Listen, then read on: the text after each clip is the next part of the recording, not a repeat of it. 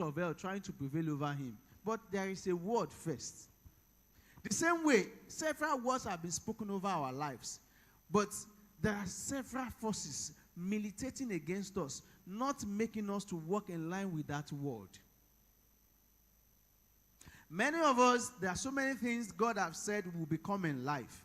But our reality now appears to be the direct opposite of what God has said will become in life.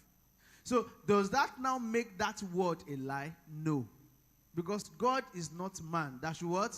Lie. Whatever he says, that's what he will what? He will do.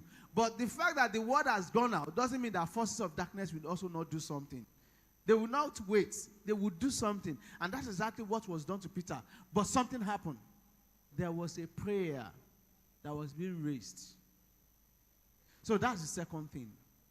A word must first be released, and then prayers must be engaged.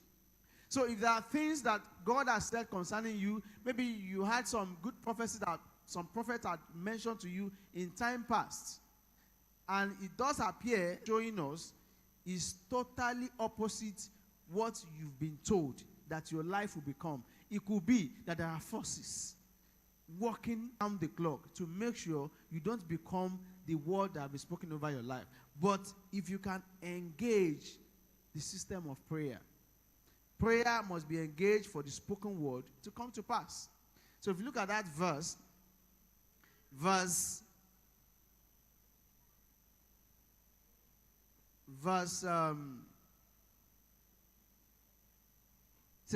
5. Peter therefore was kept in prison, but prayer was made without ceasing of the church unto God for him. So if God will do wonders in our life, there is actually a place of what? Prayers. Is either your parent is praying for you or you are praying for yourself. There has to be prayers. Are we together? There has to be what? Prayers. So, and the best time you can offer prayer was yesterday. The next best time is now. So, if we are going to experience God of wonders without numbers, yes, words have been spoken over our life, but we must also engage the words prayer. And the next thing is the ministry of angels. The ministry of what? Angels. You look at where we read, while the people of God were praying, the Bible says the angel of the Lord went to the prison. Right? The angel removed those chains that were binding Peter. And then Peter did what? He arose. So we must also, as individuals, arise. We must wake up from our slumber. Because there is something God will do. There is something you also need to do. The angel have removed the chains from his feet and everywhere. Imagine after removing it, it remained to sit there. It did not stand up. You understand? God will only give you outstanding results in your exams when you have read. It can help you to remember what you have read, but God will not read for you. Are we together? What you should do, God will not do it. What God will do, you cannot do it. So you must do your part so that God can do his what? His part. That's how it works. So if you are trusting God for admission, you must sit down, read very well to pass your JAMB. That way, when you meet cutoff or exceed cutoff mark, people can then take it up from there. Are we together?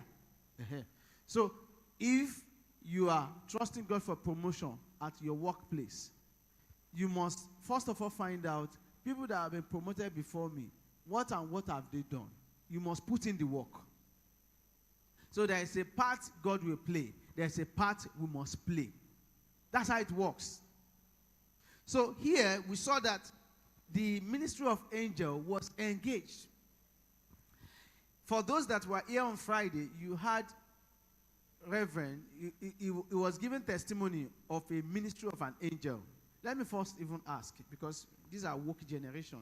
How many of us believe in angel, that angel exists? How many? Okay, you don't believe angel exists. Raise up your hand. Hello, Bolu.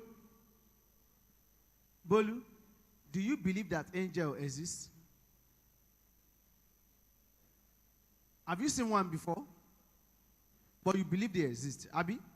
Good. Because we have to first of all establish that we are on the same page. Angel existed, and they still exist. You know, Reverend was giving us that testimony on Friday. He said he went for a vigil some years back now, and he got back home late. He was pretty tired, but he still managed to put something on fire. And then along the line, he slept off. And I think 2 hours later, whatever it is he put on fire was already burnt, like to ashes. He said he just felt a tap on his leg. And then he woke up.